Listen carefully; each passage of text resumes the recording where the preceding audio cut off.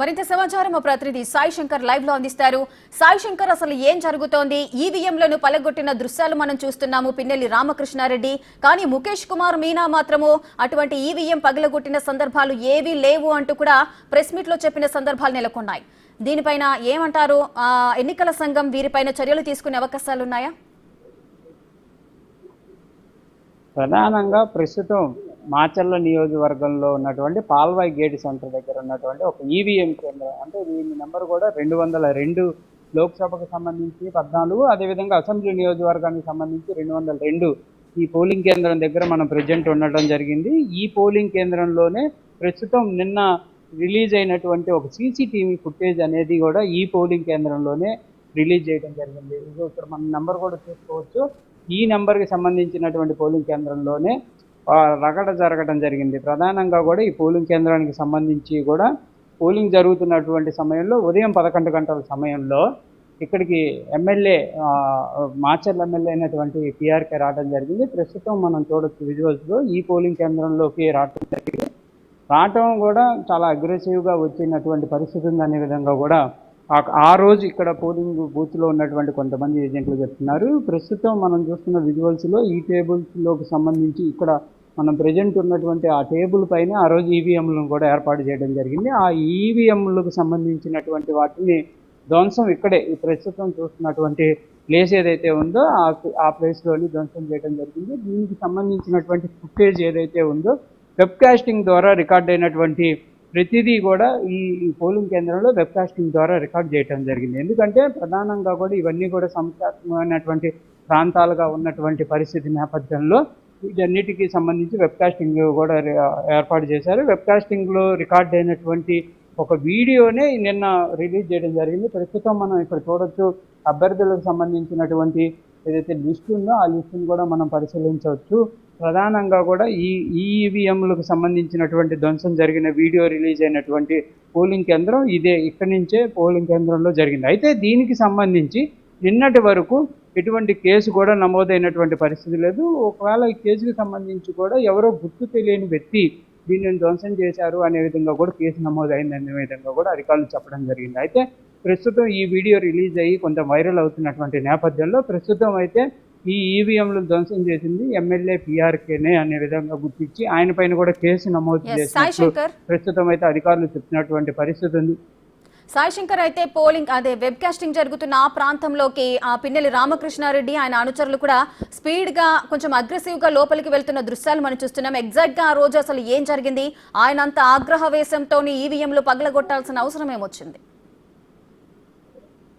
అంటే ప్రధానంగా చూడొచ్చు, ఆ రోజు ఇదిగో ఇక్కడి నుంచే లోపలికి ఆయన ఎంటర్ అయ్యారు.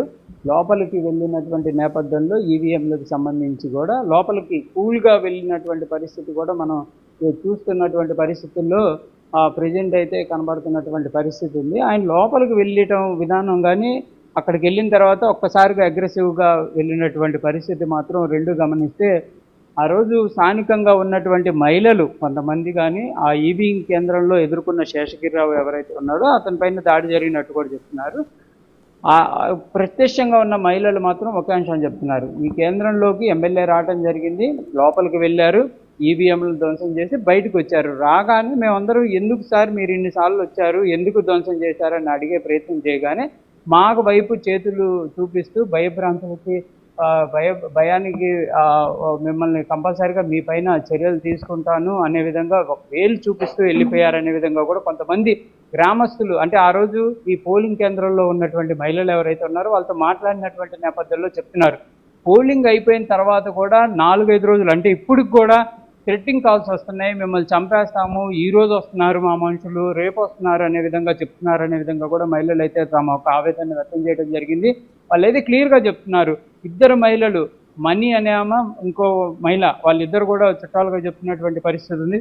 వాళ్ళు మేము ఎమ్మెల్యేని ఎందుకు ఇన్నిసార్లు రావడం జరిగింది అని మాత్రమే ప్రశ్నించాము సార్, కూల్గా జరుగుతున్నటువంటి వాతావరణం ఒక్కసారిగా ఎందుకు ఇట్లా మార్చారనే విధంగా ప్రశ్నించినటువంటి నేపథ్యంలోనే మమ్మల్ని భయభ్రాంతులకు గురి చేయడంతో పాటు ఎవరైతే లోపల ఏజెంట్గా ఉండి అడ్డుకున్నటువంటి వ్యక్తి పైన దాడి చేసినటువంటి పరిస్థితి ఉందనే విధంగా వాళ్ళు చెప్తున్నటువంటి పరిస్థితి అయితే క్లియర్గా ఉన్నటువంటి పరిస్థితి ఉంది.